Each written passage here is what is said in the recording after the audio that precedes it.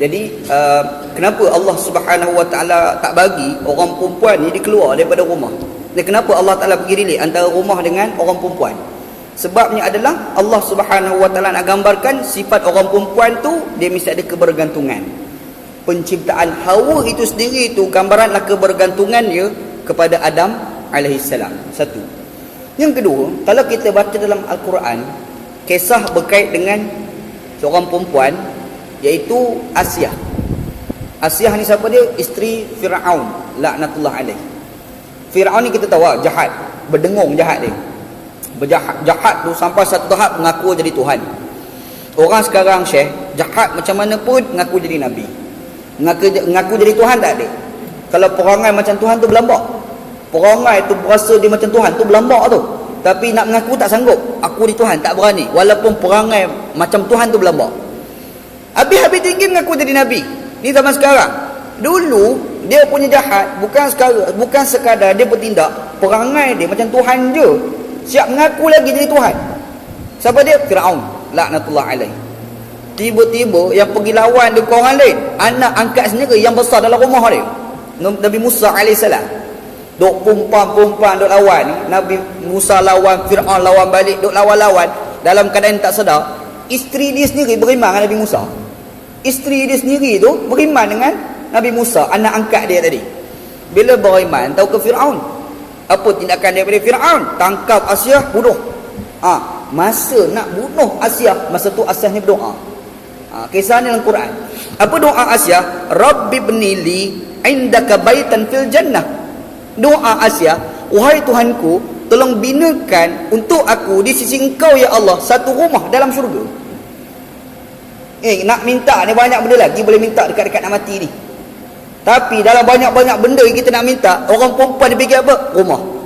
Dia fikir rumah. Dia tak fikir benda lain, fikir rumah. Rumah. Last sekali dia boleh minta, wahai Tuhanku, ibnibli, binakan untuk aku indaka li sisi Engkau ya Allah baitan fil jannah, satu rumah dalam syurga.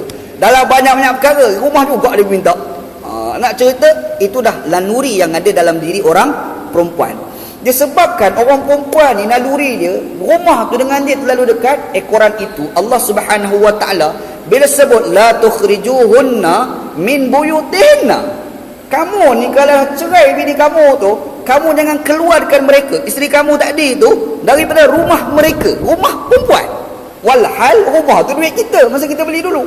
Yang buat binaan rumah tu kita, titik peluh di sikit pun tak ada, tapi tetap diikat dengan rumah orang perempuan. Sebab sifat orang perempuan itu dia mesti ada kebergantungan dan juga perlu dipayungi. Allah Ta'ala nak ajar kita satu perkara. Kamu kena faham tentang naluri orang perempuan. Itu sebenarnya Allah Ta'ala bagi tahu kepada kita. Kita tengok orang perempuan jangan tengok saja kerah macam kita tengok orang lelaki. Tak. Orang lelaki ni lain, orang perempuan ni lain. Sifat orang lelaki lain, orang perempuan dia boleh menyusukan anak. Orang lelaki tak boleh. Tak boleh, orang lelaki tak boleh menyusukan anak. Kalau bagi orang lelaki menyusukan anak, sudah ramai anak mati kena cepu. Betul. Dok susukan anak menangis, cepu sebiji, mati dah anak, tak pasal kan. Betul. Kalau Allah Ta'ala bagi orang lelaki, Syekh, susukan anak, kita kena bincang satu isu tau, bukan sekadar pembuangan bayi. Anak mati kena cepu. Kita fikir tu, kena buat macam mana nak buat kan. Itulah hakikat dia. Itu Allah Ta'ala bagi orang perempuan. Itulah sifat keibuan, sifat apa manusiawi itu kuat pada perasaan ibu berbanding pada perasaan orang lelaki. Allah Ta'ala pun bila gambarkan pasal orang perempuan dalam Quran, dia akan gambarkan supaya kita kena faham macam mana naluri dia, dan kita perlu interaksi dengan dia pun style dia. Ingat insya-Allah. Kita kena macam tu Syekh. Macam tak payah cerita kita dengan orang perempuan. Kita sesama kawan kita. Kita ni anak orang Kelantan, kalau pergi dekat kalangan orang masyarakat Jawa, anak kena guna style orang Jawa, tak boleh guna style Kelantan. Sebab cara orang Kelantan dengan style orang Jawa dah tak sama. Dia lain. Kita pergi jumpa orang Negeri Sembilan dah tak sama dah. Kita orang Kelantan buat sembang style Kelantan dekat KL. Oh, silap banyak. Orang Kelantan Syekh, dia bergurau, dia panggil binatang, tahu tak? Kawan-kawan dia, binatang ni lama tak jumpa. Tu dia panggil kawan binatang ni. Binatang ni. KL boleh tak kita kau? Ui, lama tak jumpa kau, binatang betul. Boleh macam tu. Termenung KL tau. Kau pahal macam aku panggil kau binatang. Ana pergi Melaka. Pak hari lepas Ana ada ceramah dekat Melaka. Pergi kat Melaka. Adalah anak-anak usrah duduk dekat hospital Melaka yang baru bekerja kat Melaka. Anak-anak usrah ni doktor. Dia ni doktor dekat Melaka. Kita pergi jumpa sembang-sembang. Dia ni orang sahabat bernam. Kawan ni, anak usrah kita ni. Dok sembang, dia kata, Allah mak ustaz pun dah sampai jam juga. Sebab apa? Sebab kita pergi cocok tu, dia kata lahabau kau. Dia panggil lahabau. Jam kawan ni, ui lahabau. Kita nak bagi dia sihat, dia kata kita lahabau. Padahal orang Melaka itu biasa je tu. Ni sebab orang Selangor, wah ini sudah lebih. Betul tak? Interaksi tu je tak sama tau. Kita dekat Malaysia, kita pergi dekat Pakistan, interaksi orang Pakistan, orang Malaysia tak sama. Tak sama je. Dan kita kena sabar banyak bila duduk kat negara Pakistan. Kita duduk kat negara Arab, pergi duduk banyak kena sabar. Orang Pakistan gua ketuk kepala, orang Malaysia boleh ketuk kepala. Nak makan penyepak try lah ketuk kepala. Itu orang Malaysia kan. Kita duduk belajar, ni cerita zaman belajar dulu, duduk dengar kuliah. Kita dekat Pakistan, kuliah kita duduk sila macam ni. Kuliah duduk ramai-ramai, datang seorang Pakistan, dia nak lintas jalan, nak lintas kat kita tu, dia pegang kepala kita, dia tekan tu, cengek kepala kita macam tu. Cengek dia pun lintas jalan. Kalau kat Malaysia lah kena tomoy lamut dah. Fikir balik kat Malaysia. Tapi teringat Pakistan macam mana? Pakistan memang macam tu, budaya dia tak sama dengan kita. Orang Pakistan duduk Pakistan, mari Malaysia, dia kena ambil style Malaysia, dia tak boleh buat style Pakistan. Mengamuklah orang Malaysia. Kita berinteraksi tu, kita kena empatikan diri kita dalam diri orang itu. Itu antara kita orang Malaysia dengan orang Pakistan, orang Malaysia dengan orang Arab, orang Selangor dengan orang Kelantan dengan orang Terengganu, dia ada style masing-masing. Dan berinteraksi tu biar sama dengan style dia, supaya dia akan dapat kebaikan. Serupa juga style orang lelaki dengan style orang perempuan.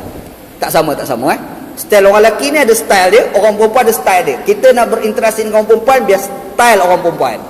Orang perempuan tu masih interaksi dengan orang lelaki, kena ada style orang lelaki sikit, baru masyuk. Baru masyuk kata budak-budak muda sekarang. Baru sesuai, baru ngam. Nak ceritanya, Islam ajarlah benda ni. Quran sendiri ajar cara interaksi itu. Ni ajaran Allah Subhanahu wa taala.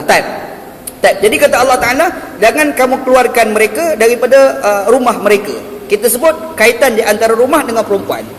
Yang seterusnya, kenapa Allah Ta'ala tak bagi kita keluarkan orang perempuan daripada rumah kita? Kenapa tak bagi? Dah cerai, bopolah di rumah aku, keluar je lah. Jangan di rumah aku, dah pergi duduk kat lain pula. Tapi Allah Ta'ala kata tak, kena duduk, bagi duduk dalam rumah. Hukum fiqah ni haram kalau kita keluarkan isteri. Dah bercerai, kita perambat keluar dari rumah, perambat tu hukum fiqah adalah haram. Segi hukum fiqah, segi hukum fiqah. Yang kita nak cerita ni hikmah dia kenapa?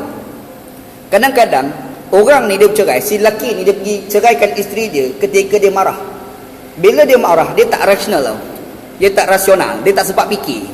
Disebabkan ada orang marah tak sempat fikir, di situlah timbul talak 10, talak sejuta, talak 5, talak yang tak apa mari mana tak tahu. Maksud tak? Itu puncanya adalah dia mentalakkan isteri dengan emosional tanpa direlate dengan rasional. Dia tak sempat fikir tau. Bila dia balik itu benar, fikir balik, alah menyesalnya aku, baru fikir menyesal. Dia menyesal tu kemudian bila dia fikir.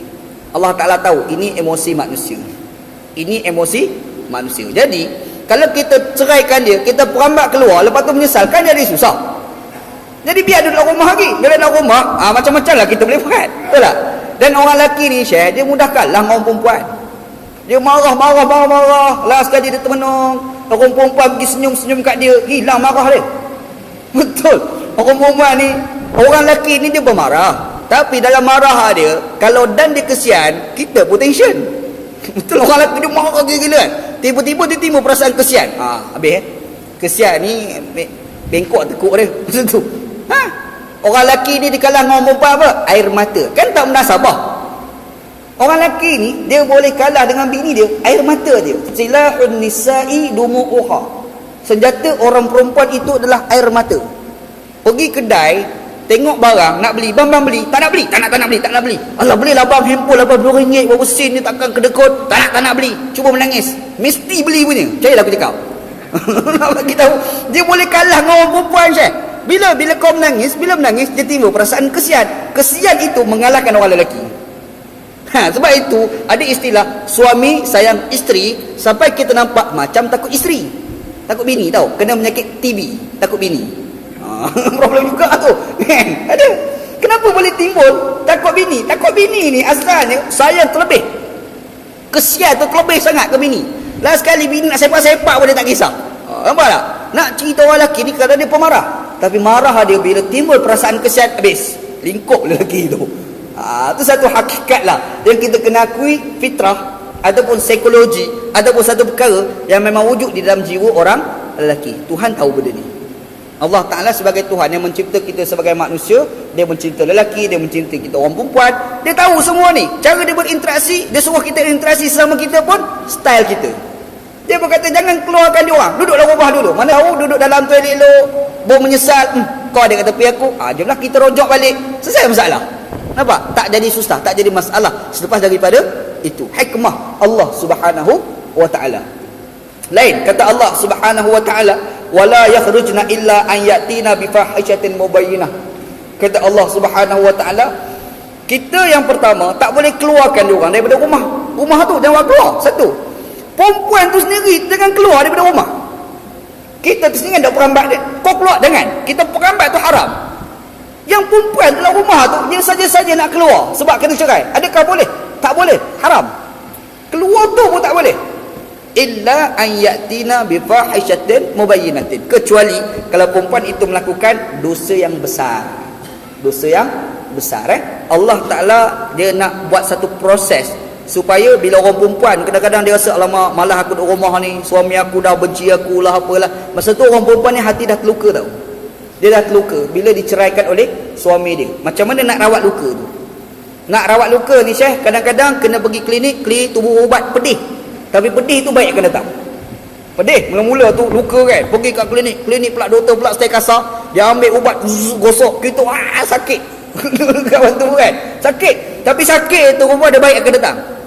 Doktor mari dia nak jahit tu sakit tu jahit tu, tapi dalam sakit jahit tu ada baik dia. Apa dia akan datang, kulit tu bercantum. Sakit, tapi sakit tu baik dia akan datang tu. Orang perempuan ni kadang-kadang dia kena cerai, hati dah terluka, dia dah tension nak rumah, tak nak lah meluak tengok muka suami aku, tak nak duduk lah, kalau aku tengok jadi susah hati lah apalah. Allah Ta'ala kata relax, duduklah rumah, jangan keluar, kamu keluar tu haram. Apa tujuan? Duduk tu mana tahu jadi baik balik, mana tahu. Betul tak? Dan bercerai Syekh, ada anak pula ramai, kan jadi masalah. Nak selesai masalah anak pula, nafkah anak pula, panjang cerita.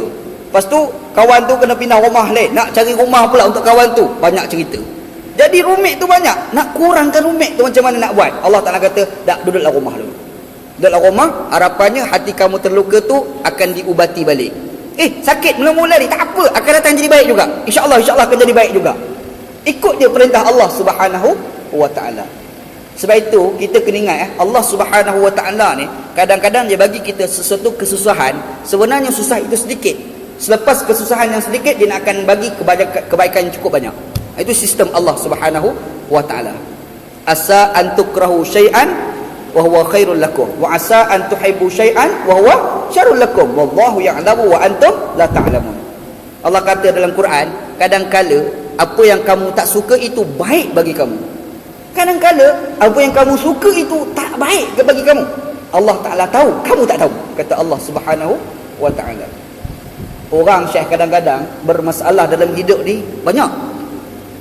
Ana sendiri orang datang pergi cerita masalah peribadi dia cukup banyak. Lebih-lebih lagi anak muda.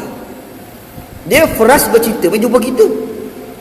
Dia feras bercinta berjumpa ustaz. Saya ni feras bercinta. Ana senang lah, carilah awet lain. Ayat kita senang lah. Duk cari apa awet tu? Bunga bukan sekuntum. Ayat kita power lah. Bunga bukan sekuntum Syekh. Dia kata apa? Ayat lagi power. Masalah saya bunga yang kuntum tu je saya minat, yang lain tak minat. Jangan pula nak jawab. Kan? Alamak, tension nak jawab, fikir ni nak jawab. Lu rambut sorak-sorak ni. Lu fikir masalah kawan ni. Tak faham juga. Last kali terpaksalah bagi satu misal supaya dia boleh terima. Kita bagi tahu pada dia susah sikit, kebaikan dia banyak, tak boleh terima. Hari ni susahlah kau ditinggalkan awet. Mana tahu Tuhan nak bagi awet lagi lawa pada tu, lagi baik pada tu. Mana kau tahu? Tak boleh terima. Last kali kena sebut. Cakap ke dia, Syekh, hujan ni menyebabkan kita susah bergerak tau. Susah tu. Hujan ni kena cari payung, nak berjalan pun kena ada kereta, silap hari bulan nanti kena seluk, kena kat kasut, dekat seluar, kat kain. Tapi kita kena ingat susahnya turun hujan ni sampai kita susah nak bergerak. Ada kebaikan lepas pada tu. Apa dia? Udara kita akan jadi bersih. Itu kebaikan banyak tu, walaupun susah sedikit. Duk fikir, ish betul juga kata ustaz. Baru fikir Mamat ni. Dia kena bagi sastra-sastra sikit baru faham. Ada orang macam tu kan? Ada. Dan itulah lumrah alam. Itulah sistem alam dan itulah sistem Allah Subhanahu wa taala. Susahlah orang perempuan, aku dah meluak dengan suami aku dah cerai aku, hati aku dah terluka. Duduk dulu. Sebab mungkin ada kebaikan yang besar baru diberikan Allah Taala kepada kita selepas daripada itu hikmah Allah Subhanahu wa taala. Kecuali kata Allah, ayatina bi fahishatin mubayyinatin, kecuali dia buat maksiat yang nyata. Perempuan tu buat maksiat tu pula terang-terang berzina, tu cerita lain lah. Itu kena perambat keluar lah, tak boleh buat apa dah tu. Kita pula tak boleh redha tu dalam rumah Mak Minah macam tu. Dah lah berzina, dia bercerai tu pergi berzina pula dengan orang lain. Itu memang kena pergi cepuk lah. Kena perambat keluar lah. Kita biarlah rumah macam kita rela pula dengan maksiat dilakukan. Nampak? Kenapa Allah Ta'ala sebut kata Allah Ta'ala fahishatin mubayyinatin, maksiat yang nyata? Sebab ada maksiat yang tak nyata. Macam mana? Maksiat tu kadang-kadang tak berlaku, tapi orang kata ada. Tu problem juga tu. Apa tujuan Allah Ta'ala sebut fahishatin mubayyinatin? Dia nak bagi tahu pada kita ni jangan mudah sangat sangka jahat dengan bini kita jangan mudah sangat sangka jahat dengan si suami tadi. Timbullah satu istilah dipanggil sebagai cemburu buta. Cemburu buta ni masalah Syekh.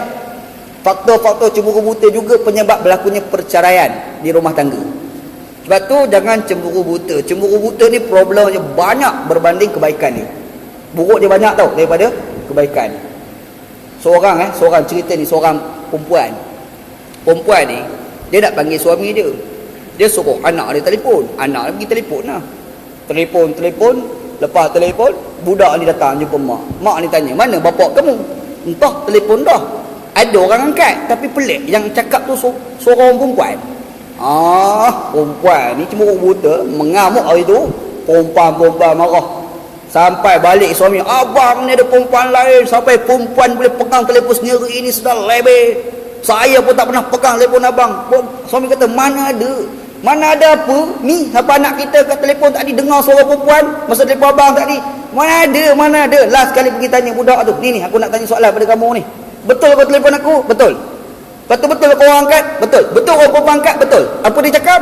Nombor yang anda dial spoil lah. Rupanya robot dia cakap. Nak cerita problem dia cemburu buta ni tak elok. Islam ni aja cemburu tu kena ada, tapi jangan melampau-lampau. Ambil al-iqtisad fil ghirah. Imam Al-Ghazali dia tulis dalam kitab Ihya Ulumuddin, ada satu tajuk dia al-iqtisad fil ghirah, pertengahan di dalam cemburu. Cemburu kena ada. Kalau tak ada cemburu itu bangang lah tu. Tengok tak ada apa, relax. Gila ke apa macam tu kan? Tak ada. Cemburu ni mesti ada, tapi jangan melampau-lampau, dia kena pertengahan. Itu diajar di dalam Islam. Jadi bila kita kena pertengahan dalam cemburu, kita tidak akan cepat mudah sangka jahat dengan suami tak akan sangka jahat kepada isteri. Benda tu diajar di dalam Islam. Kecuali kalau maksiat tu terang-terang, berzina nampak terang-terang. Kalau terang-terang tu cerita lain. Kalau kita nak melakukan tuduhan pun, kita kena datang dengan tuduhan berbukti. Kalau tak pun, kalau seorang suami tuduh isteri berzina, dia kena li'an, dia panggil. Yang alik perempuan ni kena bersumpah, yang selik lelaki pun kena bersumpah. Ni ada dalam hukum fiqh, dalam fiqh al-munakahat. Diajar di dalam Al-Quran dan hadis Nabi SAW. Gitu. Pesanan Allah. Dan Allah Ta'ala pula pesan pada kita, wa tilka hududullah. Itulah batasan-batasan Allah Subhanahu wa Ta'ala. Wa man yata'adda hududallah faqad zalama nafsah. Barang siapa yang merentasi, melampaui daripada batasan-batasan Allah, sesungguhnya dia telah melakukan kezaliman kepada diri dia sendiri.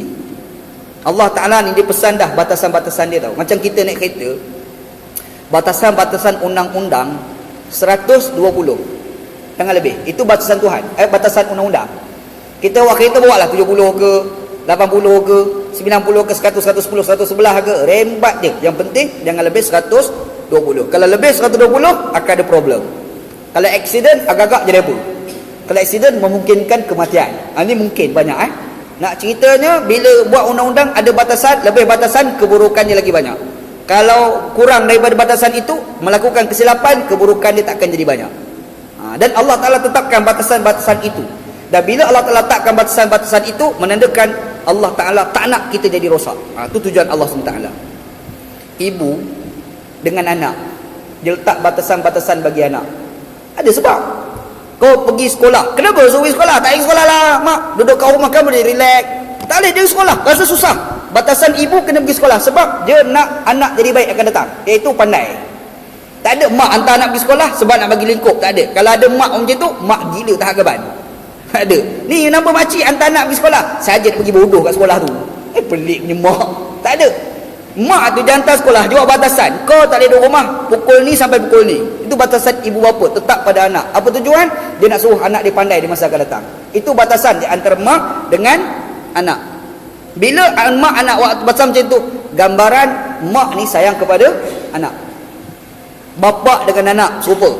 Tak payah cerita bapa, mak, burung tu sendiri punya sayang anak ni. Burung, ibu burung tu pergi cari cacing, cari terbang tu, pergi bagi anak seorang. Pergi cari pula, susah ibu burung nak bagi pada anak yang nak makan. Gambaran sayangnya ibu burung kepada anak burung. Kucing pun serupa. Tuhan dengan kita lebih-lebih pada tu. Tuhan lebih pada tu. Jadi Tuhan ni dia tahu kita ni boleh jadi rosak kalau tak letakkan batasan. Dia letakkan batasan. Apa tujuan? Nak bagi kita ni jadi baik. Dia tak nak kita jadi rosak. Allah Subhanahu Wa Taala punya undang-undang. Dan Allah Ta'ala pesan, jangan kamu langgar batasan-batasan ini. Kalau kau langgar, kau telah menzalimi diri kamu sendiri. Sebab Allah Ta'ala ni Syekh, kita langgar undang-undang dia, dia tak kurang sikit pun.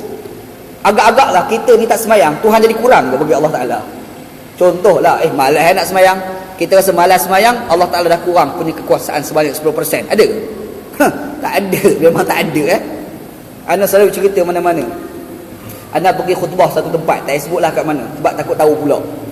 Khutbah satu tempat, duk khutbah Syekh, cerita pasal bagi zakat pada orang bukan Islam. Bagi zakat kepada orang bukan Islam dalam khutbah. Habis tu khutbah sembahyang Jumaat, lepas sembahyang Jumaat datang seorang pak haji main sembang ana. Dia kata ustaz, hari ni ustaz tumpang pahala saya. Jai mana? Dia pula tumpang, kita pula tumpang pahala dia. Kita khutbah, dia lah tumpang pahala kita. Patut lagu tu. Dia kata dia anak tumpang pahala dia. Dia kata tak faham apa cerita ni pak haji. Dia kata ustaz, saya ni nak cerita ke ustaz, tak ada seorang kawan orang Kristian, anak sakit. Bila anak ni sakit, anak kawan Kristian dia pinjam duit, bagi duit. Tiba-tiba ustaz khutbah, boleh bagi zakat pada orang bukan Islam. Saya ambil duit saya bagi pinjam kawan kaya Kristian, bagi terus, ambil halal. Jadi saya bagi tu boleh pahala. Ustaz tumpang pahala saya sebab ustaz cerita tadi. Kita pula tumpang pahala dia kan. Okeylah, alhamdulillah lah. Anak dia terbayang Syekh, harta dia banyak mana kalau dia boleh bagi derma automatik 20,000, 30,000. Satu, harta dia tu banyak mana? Kita terfikir pula, kalau dia ada anak, dia suruh tak anak dia pergi kerja. Tiba-tiba dia suruh anak dia pergi kerja, anak dia pula tak nak pergi kerja. Agak-agak kurang tak bapak tadi yang kata banyak tadi? Sikit pun tak kurang tau. Bapak aku duit banyak, kau nak kerja tak nak kerja kau punya pasal. Kalau kau kerja kau dapat untung, kau tak nak kerja kau lah rugi. Anak rugi, bapak tak kurang pun sebab bapak kata banyak. Tuhan Maha Kaya. Allah Ta'ala Tuhan Maha Kaya. Bila dia Maha Kaya, kita tak semayang, tak kurang sikit pun pada Allah. Sikit pun tak berdegi pada Allah Subhanahu Wa Ta'ala. Yang kurang ni kita Syekh. Allah Ta'ala letak batasan-batasan dia yang rosak, yang kalau langgar siapa rosak, kita. Tuhan tak rosak, sikit pun tak rosak. Sebab itu Allah Ta'ala kata, wa man yata'adda hududallah faqad zalama nafsah. Barang siapa yang mengatasi, merentasi, melampaui batasan-batasan Tuhan, dia telah melakukan kezaliman pada diri dia sendiri. Itu pesanan Allah Subhanahu Wa Ta'ala. Dan yang paling penting Allah Ta'ala kata, pesanan pada kita, la tadri la'allallah yuhdithu ba'da dhalika amra. Yang kamu kena fikir betul-betul Allah Ta'ala buat batasan-batasan yang apa tujuan? Ada benda baik Allah Ta'ala nak bagi masa akan datang untuk kamu. Ada benda baik Allah Ta'ala nak bagi pada kamu di masa akan datang. Ingat situ je. Orang Melayu kita selalu sebut, apa-apa kes mungkin ada hikmahnya. Ada orang Melayu, betul tak? Itu tu ada hikmahnya. Falsafah daripada ayat kita baca ni. Yang Allah Ta'ala kata, la tadri la'allallah yuhdithu ba'da dhalika amra. Mudah-mudahan, kamu tak tahu, mudah-mudahan Allah Ta'ala memberikan satu benda yang baik selepas daripada itu. Ini pesanan Allah Subhanahu Wa Ta'ala. Jadi kita baca Quran, kita tengok ayat ni, kita kena fikir diri kita kena fikir pasal Tuhan. Kita bayangkan betapa baiknya Tuhan turunkan undang-undang kepada kita. Betapa baiknya Tuhan tu kepada kita. Dia bagi undang-undang untuk kebaikan kita juga, bukan untuk kebaikan dia. Dan di situlah akan timbul satu perasaan dalam jiwa kita, kita sayang Tuhan, bersyukur kepada Allah Subhanahu wa taala. Mudah-mudahanlah kita menjadi hamba mukmin yang beriman dengan Allah Subhanahu wa taala dengan sebenar-benar beriman. Mudah-mudahan dengan beriman ni kita diterima oleh Allah Subhanahu wa taala. Mudah-mudahan Allah Taala hadiahkan syurga dia kepada kita, insya-Allah. Begitu insya-Allah. Insya-Allah kita akan sambungkan datanglah ayat yang kedua pula lah insya-Allah dalam kuliah bulan depan. Wallahu a'lam. Sallallahu ala sayyidina Muhammad wa ala alihi wa sahbihi ajma'in. Walhamdulillahirabbil alamin. Bismillahirrahmanirrahim. Alhamdulillahirabbil alamin wassalatu wassalamu ala asyrafil mursalin wa ala alihi wa sahbihi ajma'in. Allahumma rzuqna ilman nafi'a. Ya Allah, ya Tuhan kami, rezekikan pada kami ilmu yang memberi manfaat, wa amalan salihan taqabbala, dan amalan yang salih dan amalan tersebut diterima, wa rizqan halalan thayyiban, dan rezeki yang halal dan rezeki tersebut baik. Rabbana atina fid dunya hasanah. Ya Allah, ya Tuhan kami, berikan pada kami kehidupan kami dunia baik, wa fil akhirati hasanah, dan juga di akhirat baik. Wa qina adzabannar, selamatkanlah kami daripada azab api neraka. Wa sallallahu ala sayyidina Muhammad wa ala alihi wa sahbihi ajma'in. Alhamdulillahirabbil alamin. Taqabbalallahu minna wa minkum.